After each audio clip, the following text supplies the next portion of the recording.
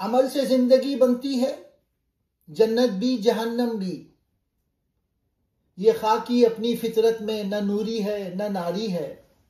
عمل سے زندگی بنتی ہے یعنی انسان کی زندگی کی اصل قدر اور انجام اس کے عمل، کردار، کوشش، ارادے سے طے ہوتا ہے۔ جنت بھی جہنم بھی، نیکی یا بدی کے نتائج، خوشی یا اذیت، سب کچھ انسان کے اپنے عمل کا پھل ہے۔ یہ خاکی انسان جو مٹی سے پیدا ہوا ہے، اپنی فطرت میں نہ نوری ہے نہ ناری ہے۔ انسان کی فطرت نہ تو فرشتوں جیسی نوری ہے نہ شیطان جیسی ناری، یعنی انسان کا رجحان قدرتی طور پر کسی ایک طرف نہیں ہے، وہ اپنے عمل سے اپنی تقدیر خود بناتا ہے۔ اقبال اس شعر میں انسانی آزادی، خودی اور ارادے کی طاقت کو بیان کرتے ہیں۔ وہ کہتے ہیں کہ انسان کی اصل پہچان اس کے عمل سے بنتی ہے، نہ کہ اس کی پیدائش یا فطرت سے۔ اللہ نے انسان کو عقل، وجدان اور اختیار دیا، اب یہ اس پر ہے کہ وہ اپنی زندگی کو جنت بناتا ہے یا جہنم۔ پہلے مصرعے میں اقبال عمل کو زندگی کا بنیادی اصول قرار دیتے ہیں۔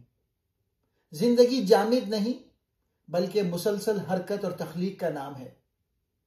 انسان جو کچھ کرتا ہے اس کے اندر اور باہر، وہی اس کی دنیا اور آخرت بناتا ہے۔ اگر وہ نیک عمل، خلوص، سچائی اور محنت اختیار کرے تو اس کی زندگی جنت بن جاتی ہے۔ اگر وہ سستی، ظلم، جھوٹ اور بد عملی میں پڑ جائے تو وہ خود اپنی جہنم تیار کرتا ہے۔ اقبال کے نزدیک جنت اور جہنم محض مرنے کے بعد کی حقیقت نہیں، بلکہ یہ انسان کے کردار اور کیفیت حیات کا استعارہ بھی ہے۔ انسان کا باطن اگر پاک اور بیدار ہو تو وہ اسی دنیا میں جنت کا سکون محسوس کرتا ہے، اور اگر اس کا ضمیر مردہ ہو تو وہ یہیں جہنم کی تپش جھیلتا ہے۔ دوسرا مصرع یہاں خاکی یعنی انسان کی فطرت بیان کی گئی ہے۔ فرشتے جو کہ نوری گناہ نہیں کرتے کیونکہ ان میں اختیار نہیں۔ شیطان ناری سرکشی کرتا ہے کیونکہ اس کی فطرت میں تکبر ہے۔ مگر انسان ان دونوں کے درمیان ایک منفرد مخلوق ہے۔ اس کے پاس انتخاب کی آزادی ہے۔ وہ چاہے تو فرشتوں سے بلند تر ہو جائے اور چاہے تو شیطان سے زیادہ گمراہ ہو جائے۔ اقبال یہ کہنا چاہتے ہیں کہ انسان اپنی فطرت سے مجبور نہیں ہے، اس کی اصل پہچان اس کا انتخاب ہے۔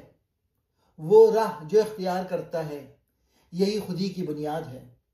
انسان اپنی تقدیر خود تراشتا ہے۔ انسان کی تقدیر اس کے اپنے ہاتھ میں ہے۔ اس کا مقام کائنات میں دوسری مخلوقات سے اس لیے بلند ہے کہ اسے اختیار دیا گیا ہے۔ اگر وہ اپنے ارادے اور عمل کو پاک رکھے تو وہ خدا کے قریب ہو جاتا ہے، گویا جنت میں پہنچتا ہے۔ اگر وہ اپنی فطرت کو بھلا دے تو وہ خود اپنی جہنم تیار کرتا ہے۔